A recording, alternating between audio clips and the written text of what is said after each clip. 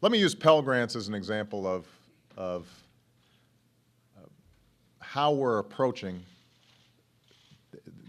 these difficult budget choices in a way that is sustainable but preserves our core commitment to expanding opportunity.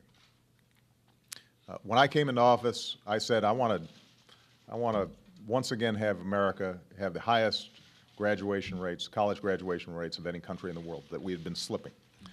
And so I significantly increased the Pell Grant program by tens of billions of dollars. And so millions of young people are going to have opportunities through the Pell Grant program that they didn't before, and the size of the Pell Grant itself went up. What we also did, partly because we were in a recessionary situation, and so more people were having to go back to school as opposed to work, what we also did was, for example, say that you can get Pell Grants for summer school. Now we're in a budget crunch. The take-up rate on the Pell Grant program has skyrocketed.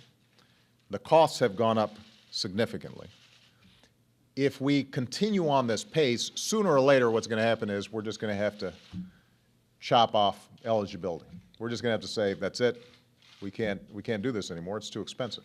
So instead what we did was, how do we trim, how do we take a scalpel to the Pell Grant program, make sure that we keep the increase for each Pell Grant, make sure that the young people who are being served by the Pell Grant program are still being served.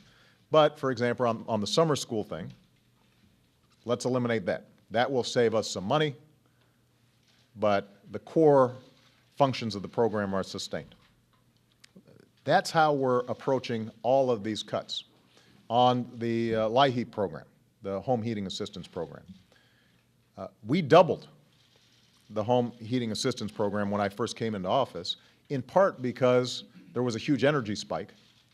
And so folks, if we had just kept it at the same level, folks would have been in real trouble. Energy prices have now gone down, but the costs of the program have stayed the same. So what we've said is, well, let's go back to a more sustainable level. If it turns out that, once again, you see a huge energy spike, then we can revisit it. But let's not just assume, because it's at a $5 billion level, that each year we're going to sustain it at a $5 billion level, regardless of what's happening on the energy front. Now, that doesn't mean that these aren't still tough cuts, because there are always more people who could use some help across the country than we have resources. And so it's still a tough decision, and I understand people's frustrations with some of these decisions.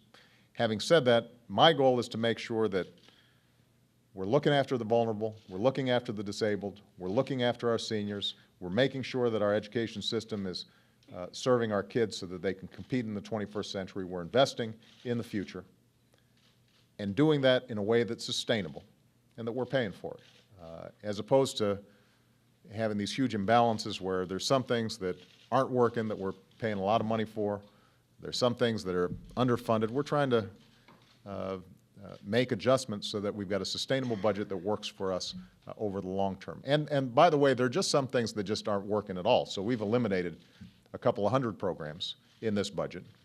On the education front, we're consolidating from 33 programs to 11 programs.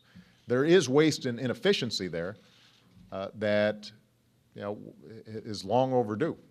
And we identify a number of these programs that just don't work. Let's take that money out of those programs that don't work and put that money in programs that do.